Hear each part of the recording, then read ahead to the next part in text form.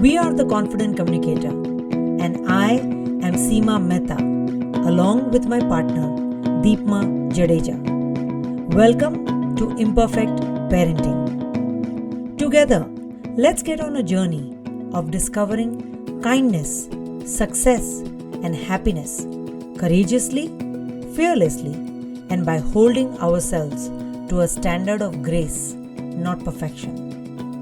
It is our mission at the Confident Communicator to empower kids and adults discover their own uniqueness through our coaching, training, and soft skills program.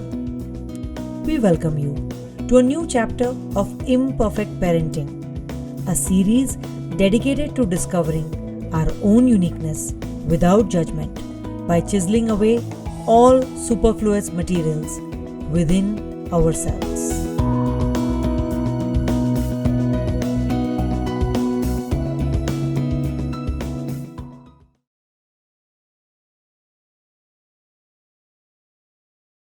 So it's interesting that you used these words because those are the words which dissociate the Gen Zs. Give in or draw the line. Yes. That's not something they like. It's a very zero-sum kind of a dialogue. Yes. So when you feel challenged by your child, as I see with my students, what works best is to ask them, why do they think so? Why do you say so? And have them explain their point of view. So two things happen. Either they explain very well and you understand their perspective, or second, when they try to explain to you, they understand themselves better and tweak their thought process. So it's might be a good idea if the child is mostly teenagers, when they would say that this is how I want it to be and why can't I do it like that. So it's instead of getting the heckles up and saying that, but I am so liberal with you and I'm letting you do this and you're always in this, and then I mean, why can't you listen to me for about this? If I know it's easy to say, but if you could step back and ask them, okay, you want this and you want this now and you want this how, why do you want it like that? Correct.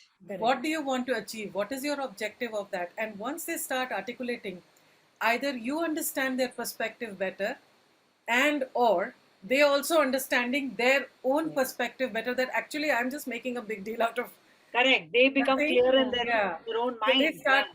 they start explaining, and sometimes you realize that actually I'm just coming from my thought process, and that's why I'm questioning this.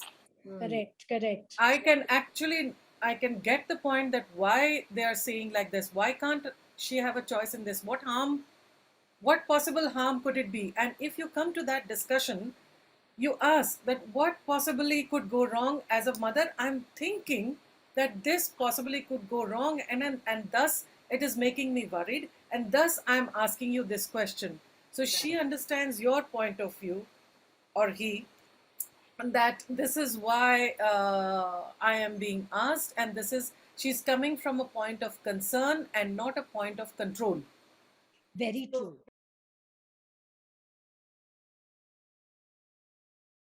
This generation has faced unprecedented With the pandemic situation. They have faced sickness, death, they have faced job loss and cut down in their homes. So if this is a life skill, I would say, we have to treat it as something that, we are teaching our children as how to handle extreme stress situations. Absolutely. And be together still as family. Families have fallen apart. Yes. So will the child learn that, okay, when the stress situation happens, this is what happens? Correct. Yes. Whereas so families fall apart. Yes. They fall apart. What is the child learning? And one of the things that we always say, Seema and I are so passionate about this, is the starting of having conversations when the children are very young. Because suddenly when the child is 14 years old, you say, chalo, chalo, now everybody sit down and we'll do one role play and we'll do one conversation. It's not going to work. Those crucial conversations don't just fall from the sky. Yeah. That trust has to be built from the time they're 5 years old, 6 years old. You're having dinner together. You're having conversations together. Then at 13 or 14, I had one interesting conversation with my son once where he said, you tell me you don't want me to lie to you. And then when I tell you the truth, you get mad at me. So now what to do? So, but that was because we had opened the door to that level of conversation where we say, acha chal, let's sit down, let's all calm down. First of all, what you did was wrong, but okay, let's all calm down and let's figure this out. He was willing to sit down because he had 5 years of conversation experience behind him. Right? He wouldn't have done it if it had just come out of the blue. And you wouldn't have had practice of doing it good as well. We wouldn't either. Yeah. You have to, it is all a skill. Parenting is a skill. It's a verb, right? Yes. Yeah. So it is a skill that you build over the years.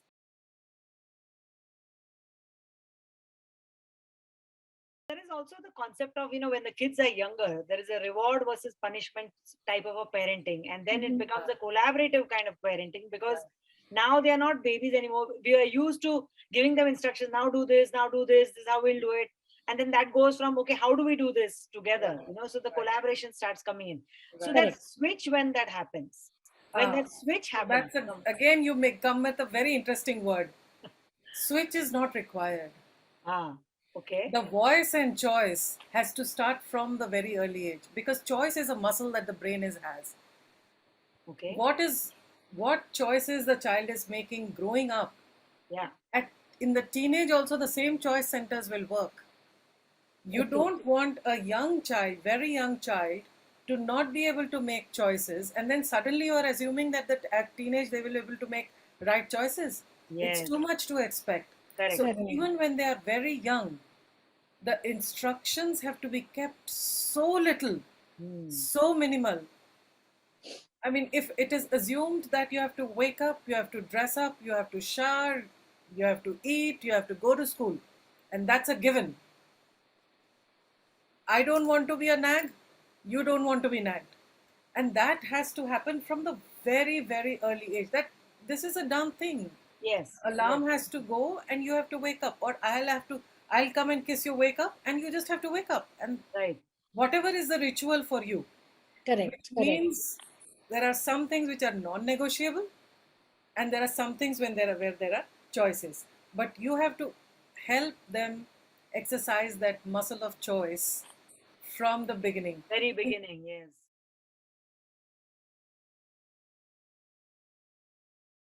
We would talk about silly things like, oh, I want to be a firefighter or I want to be a chef or whatever.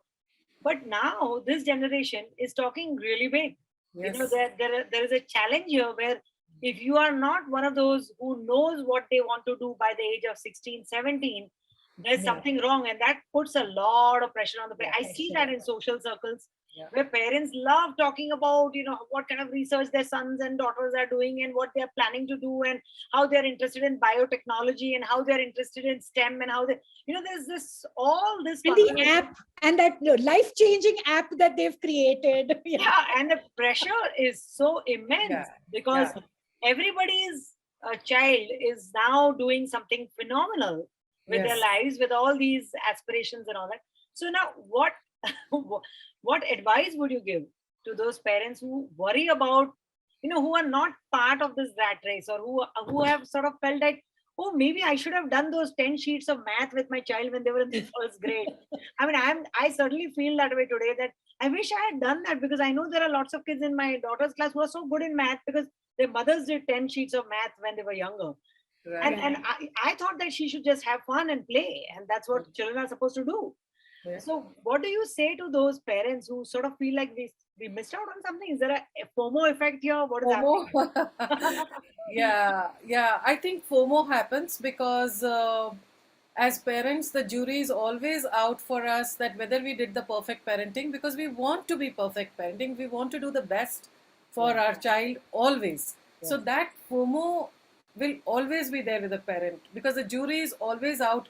Kuch bhi bachche ne kuch kiya, you will think, oh, did I do something because of that? It is like that. Yeah. I mean, we take too much responsibility For of the everything. world on ourselves. What we forget to think about is that at that point in time, what all was happening in our lives and their lives. Yeah. When you were not doing this math and that math, what else were you doing? What else was your child doing? Yeah. And do you think uh, that has helped the child shape up their mind, or their confidence, or their joy in their heart? Will it is not right or wrong to do this or that. Yeah. Did it work for your child, Correct. for letting them be for some time? Yeah. Yes. Did it work for you to just both of you sitting and reading some book and eating mangoes? Was it okay instead of like sending them to? Did it work for you? Did you feel very much in the moment at that time? Right. The worst thing that Gen Z feels today Hmm. is stress, overall anxiety, Correct. and the possibility of coping for it. Yes. They feel, despite being in a hyper connected world, they feel very alone. So Very at those lonely. Yeah. points in time, those are the things. Are they okay being alone? Yes. If you had left your child to alone, they would have figured out what to do when they're alone, right? Correct. And Absolutely. it's not because they're misfits. It's just because it's okay to be alone.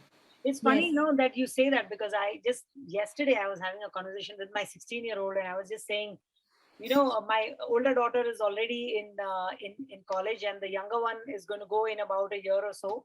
And I kept telling her that I worry about you leaving for college, because you are my little one, you're my younger one. You've been so protected. The last 2 years have gone in the pandemic. You've been at home. We've all been so close together, and now suddenly we are talking about you going to the US to study, and I don't know if I'll be able to let you go. Maybe I should also move there. We were just joking about it. We were just having this conversation. And she said, Mom, I know that many times you see me asking you, come with me, now help me do this. But when I am on my own and you are not around, I'll have to figure it out, right? Absolutely. So Yeah. don't worry, I'll figure it out.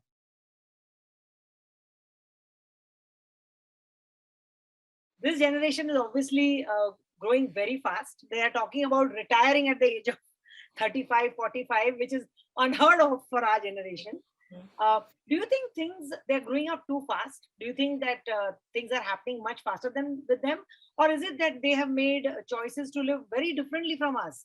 We think that we should be working till we are 65, 70, and, we have to save and we have to do these things. But they're talking about backpacking and, exploring the world, and something that is totally unheard of in our generation. So what is your opinion about how this generation is flying, and how quickly are they flying?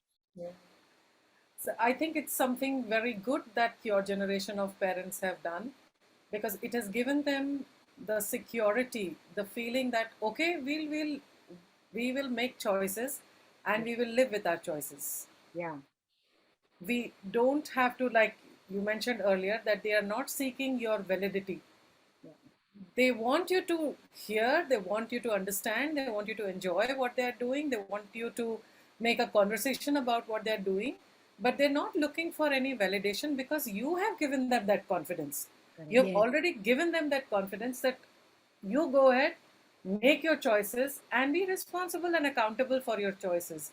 How lovely it is to hear that you're working for joy, Yes. not just working to earn. And if you're working for joy, um, it is retirement only when you think that it's a one phase to the other. Yes. These children are not saying that they will fold their hands and sit on a couch. Correct. They might just go and do volunteering, or they might just do something yeah, for so the what environment. Yeah. you They have might given impact. them, you have enabled them Yes. to make those choices. You have also made them secure in more ways than one, with their education, with finances. Why should the next generation be only concerned about working to earn? Yeah. Yes, work to earn enough to get by and not to be dependent on the other people, but You don't have to work to earn, to hoard and save and leave legacy for Yeah. 3 generations Yes, hence. yes, yes. Yeah. So I think you guys must pat yourself on your back and say how amazing work you have done, and that has come from your FOMO. See, if you didn't have that FOMO, you would have not done those delta improvements on your parenting styles Yes. Correct. all through. So Correct. it's completely fine to be always judging yourself on your parenting, but sometimes ask your children also to judge, and you will get reassurance from Like them this, saying yes. that, like this, that Yeah. it's all right. It's Yeah. all right. अपनी, like I would say, अपनी परवरिश पे भरोसा रखिए. Yes, Yeah. absolutely, absolutely.